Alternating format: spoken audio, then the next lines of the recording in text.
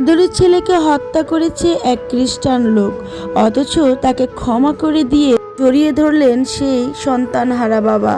এই ক্ষমার অপূর্ব দৃশ্য দেখে কাঁদলেন পুরা আদালতের সবাই, এমনকি স্বয়ং বিচারকও। টিম সালাউদ্দিনের বাবা বললেন, ইসলাম আমাদের ক্ষমা শিক্ষা দেয় এবং কোরআনে আল্লাহ নিজেকে পরম ক্ষমা ও দয়াশীল দাবি করেছেন। আব্দুল মুমিন যুক্তরাষ্ট্রের একটি স্কুলের প্রিন্সিপাল। তিনি থাকতেন তার 6 ছেলের সাথে। সবচেয়ে ছোট ছেলে সালাউদ্দিন তার কলেজের পড়াশোনার খরচ চালাতে পিজা ডেলিভারি কাজ করত। 2015 সালের 19 এপ্রিল পিজা ডেলিভারি করতে গেলে অ্যাপার্টমেন্টের ভিতরেই টাকা পয়সা ছিনিয়ে নিয়ে তাকে ছুরি আঘাত করেন আলেকজান্ডার এক যুবক। ঘটনার 2 বছর পর 2017 সালে বিচারের কাজ শেষ হয়। শাস্তি শোনার আগে বিচারক সালাউদ্দিনের বাবা আব্দুল মুমিনকে কিছু বলতে আমন্ত্রণ জানালেন। অবাক করেন সবাইকে। তিনি আদালতে দাঁড়িয়ে সরাসরি আলেকজান্ডারের সাথে কথা বললেন। আলেকজান্ডার, আমি খুবই দুঃখিত যে তুমি এমন পরিস্থিতিতে দাঁড়িয়ে আছো। আমি তোমাকে সাহায্য করতে চাই, ঠিক যেমন আমি আমার ছেলেকে একজন ভালো নাগরিক বানিয়ে নিয়েছি। আমার ছেলে যদি জীবিত থাকতো আর এইখানে উপস্থিত থাকতো, সে তোমাকে ক্ষমা করে দিত, কারণ সে এমনই ছিল। আমার ছেলেকে আঘাত করার জন্য তোমার উপর রাগ হয়নি। আমার সব রাগ শয়তানের ওপর। দোষ আসলে সব শয়তানের।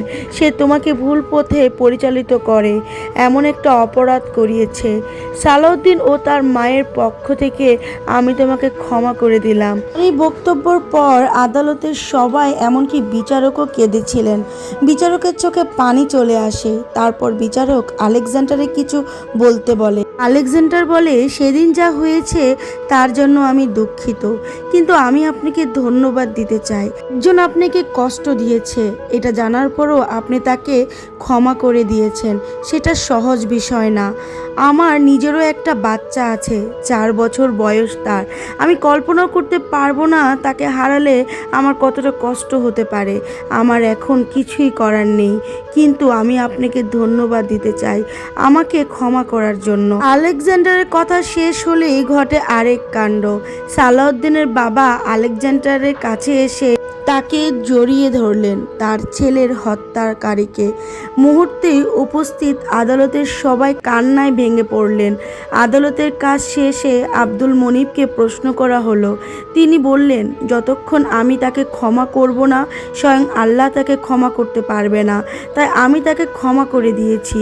আমি যদি বাবা হিসেবে তাকে ক্ষমা না করি, মহান আল্লাহ তাকে ক্ষমা করতে পারবে না।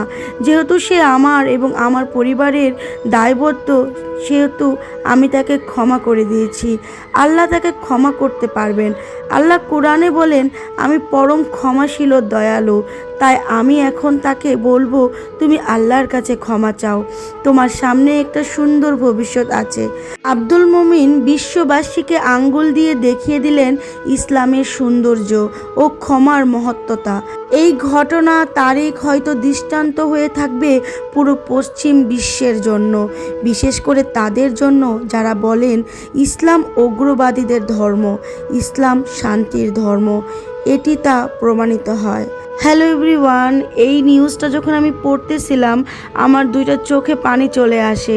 সত্যি ইসলাম শান্তির ধর্ম এবং ক্ষমাশীল আল্লাহ যেখানে আমাদের এত গুনাহ ক্ষমা করে দেয়, সে আরেক উজ্জ্বল দৃষ্টান্ত দিয়েছেন এই বাবা। ভিডিওটা কেমন লেগেছে কমেন্টে জানাতে ভুলবেন না। আল্লাহ হাফেজ।